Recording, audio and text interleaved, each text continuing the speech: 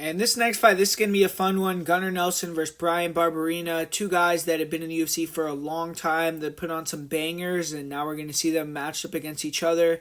Kind of a contrast of styles, too, with Barberena being a pressure fighter, a guy that has some of the better inside fighting in the welterweight division and some really good power, not power necessarily, but really good volume, some really good durability, and he just throws a lot of nice elbows and inside combinations, good job of trapping the hands and throwing shots over the top and things like that. But Gunnar Nelson is more of a guy that likes to move, try to use a lot of evasiveness, not get in the pocket with you, try to close the distance with, maybe a rear cross or some big kicks and then take you down and take your back and strangle you.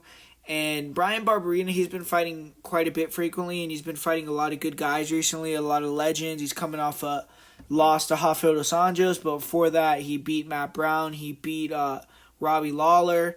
But this is a way different fight. He's fighting a guy that's going to be trying to take him down like the RDA fight, and that's been his Achilles heel throughout his whole career. He just does not have great takedown defense. Barberena, when he gets taken down, he doesn't have the best grappling against elite grapplers. He tends to try to rush, get back up to his feet, give his back, and get submitted.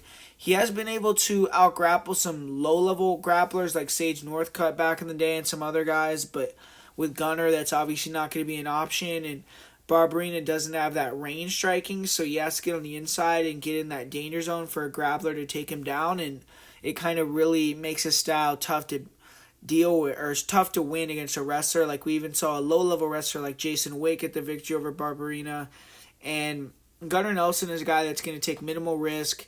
He is fighting infrequently now. He fought last year in London. He's coming back to fight in London again this year, but he looked pretty good last year, and he's still relatively young. He's not super old for welterweight at 34, and I just don't think he's going to give those opportunities to Barberena to strike in the pocket with him. He's going to be moving constantly. He's going to be the faster guy on the feet.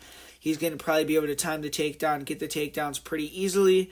When he gets on top, I think he's going to take the back of Barberena, and from there, I see him probably getting the choke at some point within the 3 rounds. And if he can, and Barberena just stays real defensively sound and composed and doesn't allow the submission to get in there, then I just think Nelson's going to take a decision. So I'm pretty confident with Gunnar with this style. It's just a tough style for Bryan to deal with, man. I don't think he's going to stick in the pocket with Bryan. He's way faster than him, and I think he's going to be able to get the takedowns pretty easily and has a huge gap and the advantage on the ground. So give me Gunnar Nelson, and I'll say that he wins via second rounds, or actually I'll say he wins via first round rear naked choke.